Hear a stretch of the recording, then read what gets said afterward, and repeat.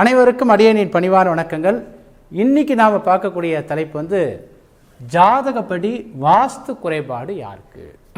அதாவது நம்முடைய உயர்கணித கேபி சார ஜோதிட முறையில் கணிக்கப்பட்ட ஜாதக பிரகாரம் ஒருத்தருக்கு ஜாதகத்தில் வாஸ்து குறைபாடு இருக்கா, அவர் குடியிருக்கக்கூடிய வீட்டில் வாஸ்து குறைபாடு இருக்கா அப்படிங்கிறத பார்க்க போகிறோம். அதாவது நம்ம 12 பாவங்களை நம்முடைய உயர்கணித சார ஜோதிட முறையில் 1, 3, 5, 7, 9, 11 நம்ம என்ன சொல்கிறோன்னா அகம் சார்ந்த பாவங்கள் அப்படின்னு சொல்கிறோம். அகம் சார்ந்த பாவங்கள் அப்படின்னு சொல்கிறோம். அதே மாதிரி 2, 4, 6, 8, 10, 12 புறம் சார்ந்த பாவங்கள் அப்படின்னு சொல்கிறோம். அது மனித வாழ்க்கையே அகம் புறம் அப்படின்னு பிரிக்கிற மாதிரி நம்ம ஜோதிடத்தில் ஒற்றைப்படை பாவங்கள் அகம் சார்ந்த வாழ்க்கை, அதாவது பர்சனல் லைஃப் அப்படின்னு சொல்கிறோம். புறம் சார்ந்த பாவங்களை அஃபிஷியல் லைஃப் அப்படின்னு சொல்கிறோம். இதே மாதிரி தான் வாஸ்துல என்னென்னு பார்த்தீங்கன்னா, இதான் ஒரு வீட்டோட மனைன்னு வச்சுக்கோங்க. ஒரு வீட்டோட மனை, அதாவது இது நார்த் டைரக்ஷன். மேப்பில் இருக்கிற மாதிரியே உங்களுக்கு புரிகிற மாதிரி, வாசகர்களுக்கு புரிகிற மாதிரி நார்த்து, இது சவுத்து, இது ஈஸ்ட்டு, இது வெஸ்ட்டு. இந்த மனையில் நம்ம என்ன பண்ணுறோன்னா வடக்கு பகுதியும் கிழக்கு பகுதியும் அகம் சார்ந்ததுன்னு சொல்கிறோம்.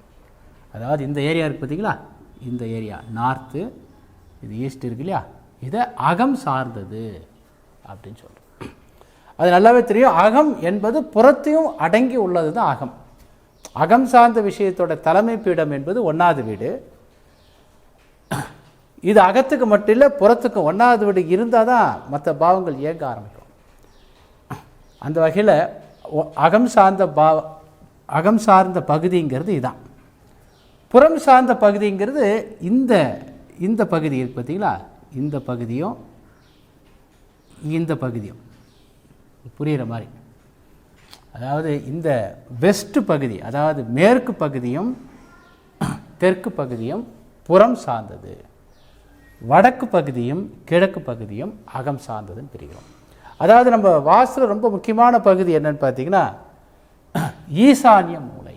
ஈசான்ய மூலை வடக்கும் கிழக்கும் சந்திக்கக்கூடிய மூலை. அதாவது வாஸ்துல 3, 4 மூலைகள் ரொம்ப முக்கியம். இந்த 4 பகுதியில் ரொம்ப முக்கியமானது ஈசான்யம். இதுதான் நம்ம உயர்கணித கேபி சார ஜோதிட முறையிலையும் என்ன பண்ணுறோன்னா, ஜாதகத்தில் 4வது வீடு தான் ஒருத்தருடைய குடியிருப்பு பகுதின்னு அர்த்தம். குடியிருக்கக்கூடிய இடம் என்பது 4வது வீடு. ஒருவருடைய இருப்பிடம் என்பது 4வது வீடு. போன வீடியோவில் நம்ம பார்த்துருப்போம் ஜென்ரலாக. இப்போ 4வது வீடு தான் வீட்டோட இருப்பிடம். அப்போ இந்த 4வது வீடு லக்னத்தை கெடுக்கக்கூடிய, இது அகம் சார்ந்த, இந்த பகுதிக்கு அகம்னு பேர், இந்த பகுதிக்கு அகம், இது அகம், இதுவும் அகம், இது புறம், இதுவும் புறம், இப்படி பிரிச்சிட்டோம். அதாவது ஒரு வீட்டோட 4 திசைகளை வடக்கு திசையும் கிழக்கு திசையும் அகம் சார்ந்தது. அப்போ இதனுடைய டென்சிட்டி, இந்த கார்னர் ரெண்டும் கூடக்கூடிய பகுதி ஈசான்ய மூலைன்னு சொல்கிறோம். அப்போ ஜாதகத்தில் லக்னத்தை கெடுக்கக்கூடிய பாவம் 8, 12. ஏன்னா அகம் சார்ந்த வீட்டுக்கு தலைமை பீடம் என்பது லக்னம் தான் தலைமை பீடம். அப்போ லக்னத்தை கெடுக்கக்கூடிய, அதிகமாக கெடுக்கக்கூடிய, லக்ன பாவத்தை கெடுக்கக்கூடிய வீடு 8, 12. அப்போ ஒருவருடைய ஜாதகத்தில் 4வது பாவத்துடைய உபநட்சத்திரம், உயர்கணித கேபி சார ஜோதிட முறையில் ஒரு ஜாதகத்தை கணித்த பிறகு அந்த ஜாதகத்தில் 4வது பாவத்துடைய ஆரம்ப முனையின் உபநட்சத்திர அதிபதி அது 8வது வீட்டையும் 12வது வீட்டையும் தொடர்பு கொள்ளும் போது அந்த ஜாதகருக்கு அவர் வாழக்கூடிய இருப்பிடத்தில் வடக்கும் கிழக்கும், வடக்கு பகுதியும் கிழக்கு பகுதி, அதாவது கிழக்கு பகுதியும் வடக்கு பகுதியிலையும் நிச்சயமாக வாஸ்து குறைபாடுகள் இருக்கும். அதாவது என்ன அப்படின்னா, அந்த வடக்கு பகுதியிலையும் கிழக்கு பகுதியிலையும் என்னென்னா மெட்டீரியல் நிறைய இருக்கக்கூடாது. அதனால தான் இது நான் மெட்டீரியல் ஹவுஸ். இதை நம்ம என்ன சொல்லுவோம்னா, இந்த அகம் சார்ந்ததை நான் மெட்டீரியல் ஹவுஸ், புறம் சார்ந்ததை மெட்டீரியல் ஹவுஸ்ன்னு சொல்லுவோம். மெட்டீரியல் என்பது இரட்டைப்படை பாவத்தில் தான் இருக்குது. அதேமாதிரி ஒரு வீட்டில் வடக்கு பகுதியும் கிழக்கு பகுதியும் ஓப்பனாக இருக்கணும், நிறைய மெட்டீரியல் இருக்கக்கூடாது. நம்ம இந்த வீடியோ பார்க்குற அனைவருக்கும் ஓரளவுக்கு அடிப்படையான வாஸ்து விஷயங்கள் தெரியுங்கிறதால நான் சொல்கிறேன்.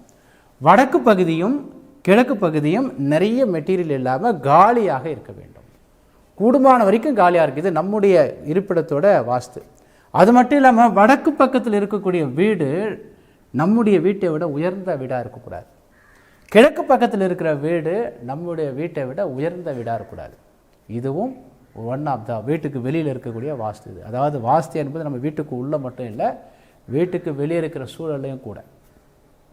அதாவது நீங்கள் பார்த்தீங்கன்னா கிராமத்தில் கூட, புரிந்து கொள்றதுக்காக சொல்கிறேன், யாரும் தப்பாக நினச்சக்கூடாது, கிராமத்தில் கூட மேட்டுக்குடி மக்கள், அதாவது உயர் ஜாதி பிரிவினை சேர்ந்தவர்கள் எப்போதுமே அந்த ஊரோட எல்லையில் ஒரு அளவுகோல் வைக்கும் போது வடக்கு பக்கமும் அல்லது கிழக்கு பக்கமும் ஊரோட மேட்டுக்குடி மக்கள் வாழ மாட்டாங்க.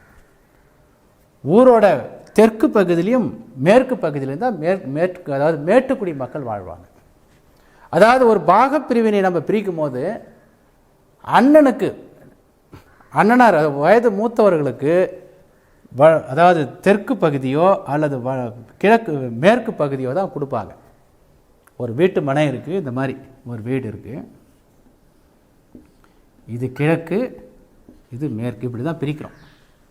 இது இப்படி வீட்டை பிரிக்கும் போது இப்படி ரெண்டாக பிரிக்கிறோன்னு வச்சுக்கோங்களேன். இது பெரிய பையனுக்கு, இது சின்ன பையன். இதை பெரிய பையன் வந்து வேகமாக வீடு கட்டிடுவான் அப்படிங்கிறதுல ஆட்டோமேட்டிக்காக இதை விட அது உயர்ந்ததாக நிற்கும் அப்படிங்கிற ஒரு அமைப்பில் முன்னோர்கள் இந்த மாதிரி சொல்லியிருக்கலாம்ங்கிறது என்னுடைய கருத்து. கிழக்கு பகுதியில் கொஞ்சம் லேட்டாக வீடு கட்டுவான், அப்போ இந்த இடத்துல ஓப்பன் ஏரியாவே இருந்தால் இவருக்கு நல்லது. அதேமாதிரி இவர் கட்ட ஆரம்பிக்கும் போது இங்கே ஓப்பன் ஏரியாவே இருக்கக்கூடாது. அதாவது இந்த கிழக்கு பக்கம் பில்டிங் வசந்தட்ட பிறகு மேற்கு பக்கம் காலியாக ஒரு வேக்கண்ட் நிலையில் இருந்தால் அங்கே இந்த ஏரியா பாதிக்கப்படுதல். அதாவது ரொம்ப ஈஸியாக தெற்கு பக்கமும் மேற்கு பக்கமும் பாதிக்கப்படும் போது மெட்டீரியல் லைஃப், பொருளாதார விஷயங்கள் சிறப்பாக இருக்காது. அதாவது இந்த மூளைக்கு கன்னி மூளைன்னு சொல்லுவோம், இது வந்து ஈசானியம் சொல்லுவோம். ஈசானியம் இந்த ஏரியாவுக்கு கன்னி மூளை அல்லது குபேர மூளைன்னு சொல்லுவோம். இந்த மூளை அதாவது ரெண்டுமே சந்திக்கக்கூடிய இந்த மூளை. அப்போ என்ன அப்படின்னு பார்த்தீங்கன்னா, இந்த இடத்துல குறைபாடுகள் இருந்தால், குறிப்பாக இந்த ஏரியாவில் குறைபாடுகள் இருந்தால் பொருளாதார விருத்தி வராது. அதாவது இந்த டோட்டல் இந்த வீட்டை வந்து இந்த மாதிரி நீங்கள் பிரிக்கும் போது தெற்கும் மேற்கும் சந்திக்கக்கூடிய அந்த புள்ளி தான் இந்த வீட்டில் நிறைய மெட்டீரியல்கள் வைக்க வேண்டும், விலை உயர்ந்த பொருட்கள் இந்த ஏரியாவில் இருக்க வேண்டும். வீட்டில் பீரோ இருக்கிறது, பணம் வைக்கிறது, கன்ஜெக்டட் ஏரியாவாக இருக்குன்னு சொல்லப்போனால் வாசலில் இந்த ஏரியாவில் ஜன்னலே வைக்கக்கூடாதுன்னு சொல்லுவாங்க, இந்த ஏரியாவை திறக்கவே கூடாதுன்னு சொல்லுவாங்க. அந்த அளவுக்கு இது டைட்டாக இருக்கும். அதேமாதிரி இந்த ஏரியா டோட்டலாக ஓப்பனாக இருக்க வேண்டும். அதனால தான் என்ன பண்ணுறதுன்னா இந்த ஏரியாவில் கிணறு நோண்ட சொல்லுவாங்க. ஏன்னா கிணறு நோண்டா டோட்டலாக ஓப்பன் ஆகிடுது இல்லையா, அப்போ கிணறு நோண்ட சொல்லுவாங்க, இல்லை போர் போட சொல்லுவாங்க. இந்த ஏரியா அதாவது இந்த ஏரியாவும் அதாவது கிழக்கும் வடக்கும் உங்களுக்கு ஓப்பன் பேஸ் நிறைய இருக்க வேண்டும். மேற்கும் சவுத் அதாவது தெற்கும் ஓப்பன் பேஸ் கம்மியாக இருக்க வேண்டும். அதாவது இந்த இடத்துல நீங்கள் ஒரு 6 அடி விட்டு கட்டுறீங்கன்னா இந்த இடத்துல 2 அடி இல்லை 3 அடி தான் விட்டு கட்டணும் இந்த ஏரியாவில். அந்த மாதிரி இந்த இடத்துல வந்து நிறைய ஓப்பன் ஏரியா இருக்க வேண்டும். இதுதான் வாஸ்து. அப்போ 4வது வீட்டு உபநட்சத்திரம் 8-12 தொடர்பு கொள்ளும் போது அங்கே ஈசானிய மூலை மட்டும் இல்லாமல் மொத்த வாஸ்துவோட அமைப்பு, அதாவது இந்த கன்னி மூலையை சொல்லக்கூடிய அமைப்பும் எல்லா பகுதியிலையும் குறைபாடுகள் நிறைய இருக்கும். அதாவது இந்த 8-12 என்பது அகத்தையும் கெடுக்கக்கூடியது, புறத்தையும் கெடுக்கக்கூடியது. அக வாழ்க்கையும் சொல்லக்கூடிய வீடு விஷயத்தையும் புற வாழ்க்கை ரெண்டுத்தையும் கெடுக்கக்கூடிய அமைப்பு தான் அது 8-12. அப்போ 4வது 8-12 தொடர்பு கொண்டா வாஸ்துல நிறைய பிரச்சனைகள் அவ குடியிருக்கிற இடத்துல முதல்ல எந்த ஏரியா பாதிக்கப்படுதுன்னா கிழக்கு பகுதியும் வடக்கு பகுதியும் கன்ஜெக்டடாக இருக்கும். அங்கே சூரிய வெளிச்சமே வராது, காற்றே வராது. அது மாதிரி ஒரு கன்ஜெக்டட் பிளேஸாக அமைஞ்சிடும். ஒருவேளை ஒரு வாஸ்து பிரகாரம் கட்டியிருந்தாலும் இதுக்கு பிறகு ஒரு 4 வருஷம் கழிச்சு 5 வருஷம் கழிச்சு கிழக்கு பக்கம் வடக்கு பக்கம் நல்ல உயர்ந்த பில்டிங்கை கட்டிட்டு இந்த பக்கம் சன்ரைஸே சன் லைட்டே வராத மாதிரி பார்த்துருவாங்க. அந்த மாதிரி அமைஞ்சு வந்துடும். அதாவது நான் ஏற்கனவே சொன்ன மாதிரி ஒரு ஊரோட வடக்கு பகுதியிலையும் அல்லது கிழக்கு பகுதியில் தான் பார்த்தீங்கன்னா ஊரோட தாழ்த்த குடிமக்கள், அதாவது ஒரு ஊரோட கிழக்கிலையும் அல்லது வடக்கில் தான் எந்த ஊர் வேணா தமிழ்நாட்டில் இருக்கிற எந்த ஊர் வேணா போய் செக் பண்ணி பாருங்க. அந்த ஊரில் வடக்கு பகுதியும், ஏன்னா இந்த இடத்துல குடிசைகள் இருக்கும், ஊரோட வடக்கு பகுதியிலையும் கிழக்கு பகுதியிலையும் தாழ்த்தப்பட்ட மக்கள் குடிசையில் இருப்பாங்க, மேட்டுக்குடி மக்கள் வந்து உயர்ந்த மாளிகையில் கட்டியிருப்பாங்க. அப்படிங்கிற கான்செப்டில் எப்பொழுதுமே எல்லா ஊர்லேயும் நீங்கள் எந்த ஊர் போனால் போய் அப்படியே கிராஸ் செக் பண்ணி பாருங்கள், இந்த அமைப்பு நமக்கு அறியாமல் முன்னோர்கள் ஏற்படுத்திய ஒரு அமைப்பு. ஒருவேளை இவங்க நல்ல வளர்ச்சி அடைஞ்சிட்டாங்கன்னா, அதாவது இந்த இடத்துல கிழக்கு பகுதியும் வடக்கு பகுதியிலையும் நிறைய பில்டிங் நிறைய ஏறிச்சுன்னா, அந்த சவுத்து பகுதியிலையும் அதாவது மேற்கு பகுதியிலையும் தெற்கு பகுதியிலையும் இருக்கக்கூடிய இடத்துல டவுன்ஃபால் ஆகும். ஊருக்கும் அந்த ஊரில் இருக்கிற அந்த மேட்டுக்குடி மக்களுக்கும் தாழ்த்தப்பட்ட மக்களுக்கும் ஏதாவது ஒரு சண்டை சச்சரவுகள் வர ஆரம்பிக்கும். ஜென்ரலாக அமைப்பு. அப்போ முதல்ல 4வது வீட்டு சப்ளாடு 8-12 தொடர்புகளும் முதல்ல அகம்புறம் ரெண்டும் பாதிக்குது. இது இல்லாமல் 4வது வீட்டு சப்ளாடு 5-9 தொடர்பு கொள்ளும் போது இங்கே கிழக்கு பகுதியும் மேற்கு அதாவது வடக்கு பகுதியிலையும் வாஸ்து குறைபாடு இருக்காது, நல்லாவே இருக்கும். ஆனால் தெற்குலேயும் வடக்குலையும் தெற்குலேயும் மேற்குலேயும் பிரச்சனைகள் வரும். குறிப்பாக இந்த பகுதி பாதிக்கப்பட்டிருக்கும். இந்த கன்னிமூலை சொல்லக்கூடிய பகுதியில் 4வது வீட்டு உபநட்சத்திரம் 5-9 தொடர்பு கொண்டார். ஏன்னா 5-9 என்பது அகம் சார்ந்த விஷயத்துக்கு நல்லது. அதனால் பார்த்தீங்கன்னா ஈசான்ய மூலையிலிருந்து கிழக்கு பகுதி இதெல்லாம் நல்லா கிளியராக இருக்கும். ஆனால் 4வது வீடு 5-9 தொடர்பு கொள்ளும்போது இது 2வது வீட்டுக்கு பாதகமான வீடு, பொருள் சார்ந்த. ஏன்னா இது மெட்டீரியல் அப்படின்னு சொல்கிறோம் இல்லையா, தெற்கும் வடக்கும் தெற்கும் மேற்கும் வந்து நம்ம மெட்டீரியல் சொல்கிற மாதிரிலாம் இது வந்து நான் மெட்டீரியல். ஆனால் அது பெரிய தோஷத்தை கொடுக்காது, பட் சந்தோஷமாக இருப்பாங்க. அந்த வீட்டில் நோய் நொடி இல்லாமல் மகிழ்ச்சியாக சந்தோஷமாக நல்ல ஆரோக்கியமாக இருப்பாங்க. ஆனால் பொருள் சேர்க்கை உத்தியோக வளர்ச்சி அப்படிங்கிறது பெரிய அளவுக்கு இருக்காது. பொருளாதார முன்னேற்றம் அந்த வீட்டுக்குள்ளே வந்துட்டு பிறகு பொருளாதாரம் அந்த குடும்ப தலைவனுடைய ஜாதகத்தில், குறிப்பாக குடும்ப தலைவனுடைய ஜாதகத்தில் தான் நான் சொல்கிறது எல்லாமே. இந்த 5-9 தொடர்பு கொள்ளும்போது ஒரு பகுதி, அதாவது இந்த ஏரியா மேற்கு பகுதியும் தெற்கு பகுதியும் ஒரு பாதிப்பு உண்டாகும். குறிப்பாக கன்னி மூளை என்பது பாதிக்கப்பட்டிருக்கும். அப்படின்னா என்ன அர்த்தம்னா, இந்த ஏரியாவில் ஏதாவது ஒரு பிரச்சனை, இந்த ஏரியாவை ஓப்பனாக விட்டுற மாதிரி அவங்கள அறியாமல் விட்டுருவாங்க. அதனால தான் நீங்கள் வாஸ்து பிரகாரம் இந்த மேற்கு பார்த்த வீடுன்னு சொல்கிறோம் பார்த்தீங்களா, மேற்கு பார்த்த நீங்கள் ரியல் எஸ்டேட் விளம்பரத்தோட பார்த்தீங்கன்னா எப்போவுமே கிழக்கு பகுதியும் வடக்கு பகுதியிலையும் அதாவது நம்ம 12 பாவத்தில் ஒற்றைப்படை பாவங்களில் 5-9 என்பது என்ன பண்ணுன்னா உங்களுக்கு புறம் சார்ந்த விஷயங்களை அதிகமாக பாதிக்கும். அதனால் 4வது வீடு யார் யாருக்கெல்லாம் 5-9 தொடர்புகிறதோ அவர்களுடைய வீட்டில் தெற்கு பகுதியும் மேற்கு பகுதியும், தெற்கு பகுதின்னு சொல்லக்கூடிய இந்த பகுதியும் மேற்கு பகுதியும் வாஸ்து குறைபாடு இருக்கும். அதாவது நிறைய இடம் ஓப்பன் ஆகிடும், அங்கே காலியாக இருக்கும் ஏதோ ஒரு வகையில். அல்லது இந்த இடத்துல ஒரு நம்ம வீடு வாங்கும் போதோ அல்லது லேண்டு வாங்கும் போதோ இங்கே ஒரு வீடு இருந்திருக்கும், அப்புறம் அதை இடிச்சிட்டு இருப்பாங்க, அப்படி கூட வச்சுக்கலாம்.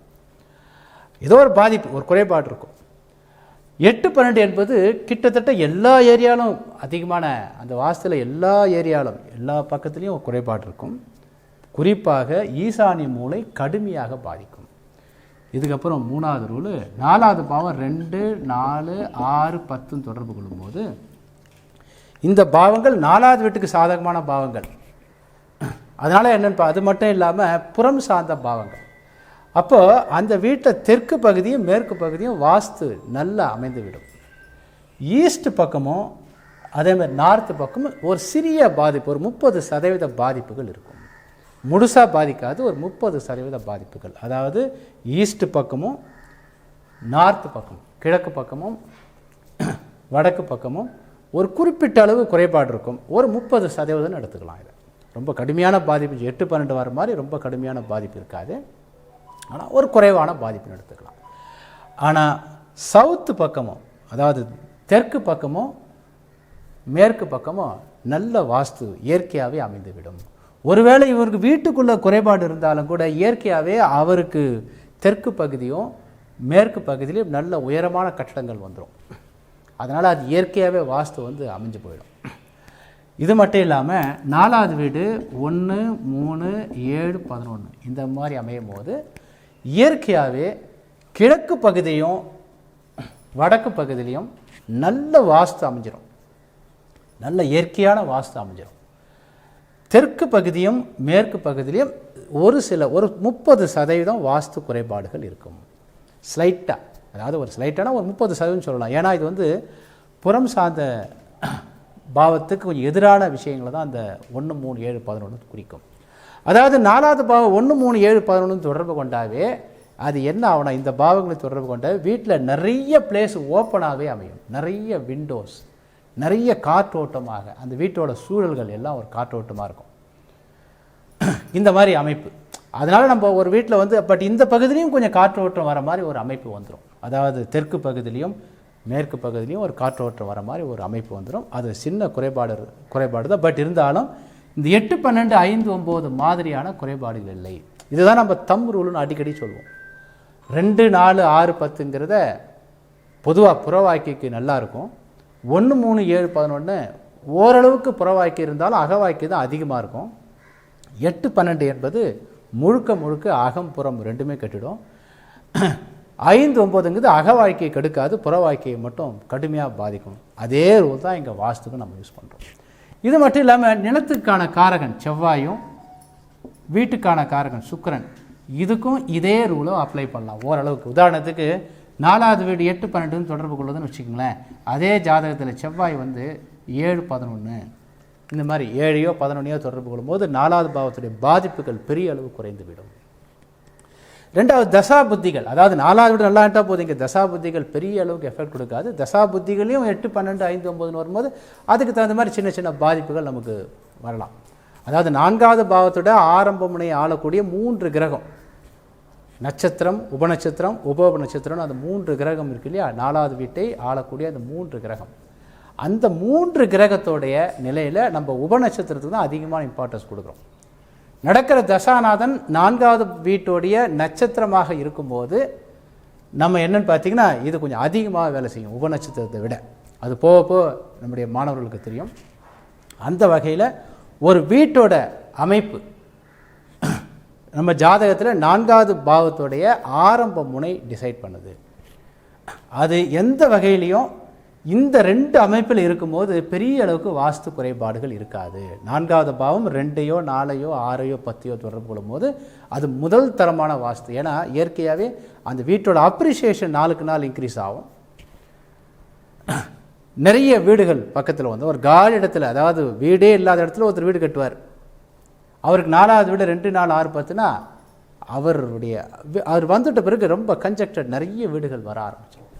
இதே 4வது வீடு 1, 3, 7, 11 தொடர்பு கொள்ளும்போது என்ன அப்படின்னு பார்த்தீங்கன்னா கொஞ்சம் ஓப்பன் ஏரியா நிறைய இருக்கும். அது மட்டும் இல்லாமல் வீட்டில் ஒழுங்கற்ற முறையில் அவன் கட்டிட்டு வர, இன்னும் நல்லா கட்டியிருக்கலாமே, நிறைய இடத்த விட்டுட்டாரே, ஒரு கமர்ஷியலாக கட்டாமல் வீட்டை வந்து ஒரு நல்ல ஒரு சந்தோஷமாக அழகாக கட்டுற மாதிரி, நல்லா ஒரு விரும்புகிற மாதிரி, அதாவது இடத்த ரொம்ப விட்டுடுவார், ரொம்ப விட்டு கட்டுற மாதிரி ஒரு அமைப்பு வந்துடும். ஏன்னா அது 3 என்பது 4க்கு 12வது வீடு, 11 என்பது 4க்கு 8வது வீடு. நிறைய ஓப்பன் பேஸ் வந்துடும், காற்றோட்டமாக இருக்கும். ஆனால் தெற்கு பகுதியும் மேற்கு பகுதியும் ஒரு குறிப்பிட்ட அளவுக்கு பலவீனமாக இருக்கும் அந்த வாஸ்துல. இதுதான் இது. மேலும் அடுத்த வீடியோவில் வேற ஒரு டாப்பிக்கில் நம்ம பேசுவோம். நன்றி, வணக்கம்.